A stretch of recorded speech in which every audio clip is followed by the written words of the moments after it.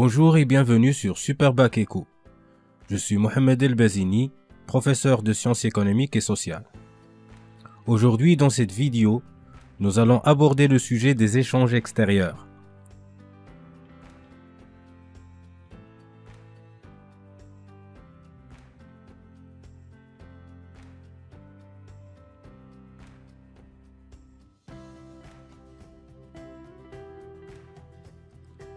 Les exportations et les importations constituent ce qu'on appelle les échanges extérieurs.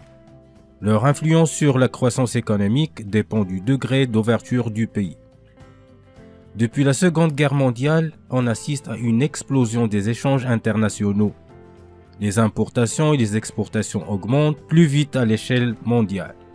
En plus, une partie très importante de ce qui est produit est destinée à l'échange international. Alors, est-ce que la croissance économique dans le monde est-elle mieux assurée par le libéralisme ou par le protectionnisme? Et comment peut-on faire pour mesurer et analyser les échanges extérieurs? Pour répondre à ces questions, tout d'abord nous allons essayer de voir les fondements des échanges extérieurs. Et lorsqu'on dit échange extérieur, on parle du débat classique en économie qui est le débat entre le protectionnisme et le libre-échange. Avant de préciser dans un second point les mesures et les méthodes d'analyse des échanges extérieurs.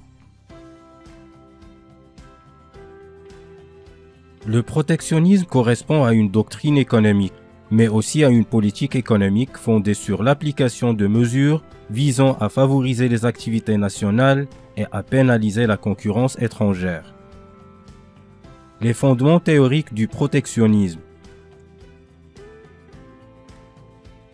Le protectionnisme désigne l'intervention de l'État dans le but de protéger son économie interne de la concurrence d'autres États.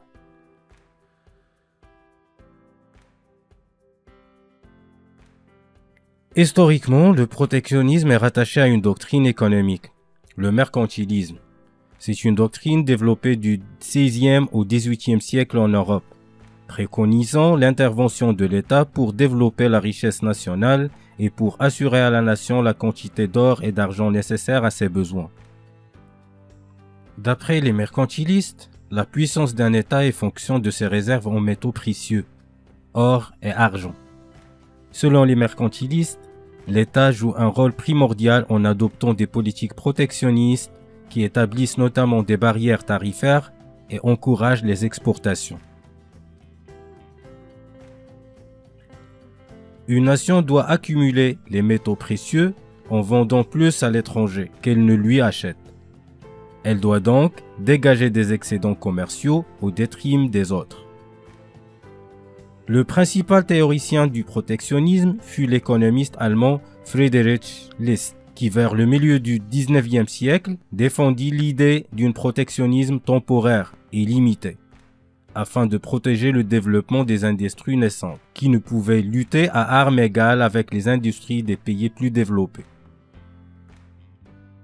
Pour List, une industrie en phase d'enfance et d'apprentissage ne peut pas être compétitive pour rivaliser les autres industries étrangères déjà en phase de maturité. L'obligation est de protéger cette industrie naissante par la mise en place d'un protectionnisme appelé éducateur.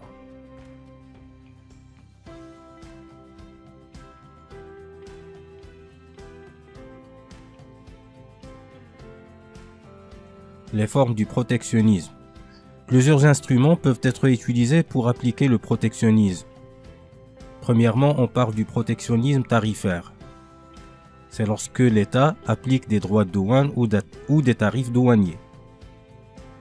Ou par la subvention à la production et à l'exportation des produits nationaux. L'augmentation des tarifs douaniers a pour objectif d'entraîner une réduction des importations et favoriser la compétitivité des produits nationaux exportés, et interdire ou limiter l'accès pour les produits étrangers. Le deuxième instrument, c'est le protectionnisme non tarifaire, par la prohibition et les contingentements. Les prohibitions, ce sont des interdictions de sortie ou d'entrée de marchandises. Pour les contingentements, ce sont des restrictions quantitatives sur les importations. tels que les quotas, les accords d'autolimitation des exportations. L'objectif recherché par le protectionnisme non tarifaire, c'est la protection du consommateur. Mais visée protectionniste possible si seuls les produits nationaux satisfont aux normes. Troisième instrument, c'est le protectionnisme gris ou administratif. C'est par l'application des mesures administratives ou par le protectionnisme monétaire. Concernant les mesures administratives, telles que les normes de qualité, les normes sanitaires, de sécurité, anti-pollution, etc. À propos du protectionnisme monétaire, il s'agit de la manipulation du taux de change, soit la dévaluation ou la dépréciation. Une dévaluation, par exemple, a des effets similaires à l'établissement d'un tarif douanier sur les importations ou une subvention aux exportations. Personne ne peut nier l'avantage du protectionnisme. Le protectionnisme permet de protéger les industries jeunes ou naissantes de la concurrence étrangère. Il permet aussi l'indépendance économique à travers le maintien des équilibres extérieurs, par le ralentissement des importations et l'encouragement des exportations. C'est un moyen aussi pour augmenter les recettes fiscales du pays. Cependant, le protectionnisme a des inconvénients. Par exemple, les mesures de représailles des pays étrangers entraînent l'isolement de l'économie nationale, l'augmentation des prix du fait de l'augmentation des tarifs, et en plus la limitation de la concurrence étrangère a pour effet des retards dans l'application du progrès technique, voire l'absence de la compétitivité aussi bien au niveau des prix, au niveau de la qualité et absence d'innovation. Le libre-échange, c'est l'opposé du protectionnisme.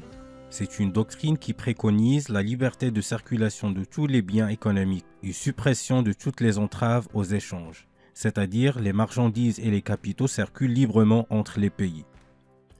Les fondements théoriques du libre-échange. Le libre-échange est une doctrine prônant la liberté de circulation de tous les biens économiques, produits, services, capitaux, monnaie entre les pays.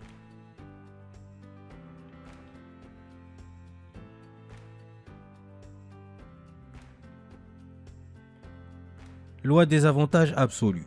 C'est l'apport d'Adam Smith qui, en 1776, montre à travers la théorie de l'avantage absolu qu'un pays doit se spécialiser dans les productions qu'il peut obtenir au coût le plus faible. Cette spécialisation permet donc la réalisation d'une production optimale et met en place une division internationale du travail qui signifie une répartition des différentes spécialisations entre tous les pays du monde.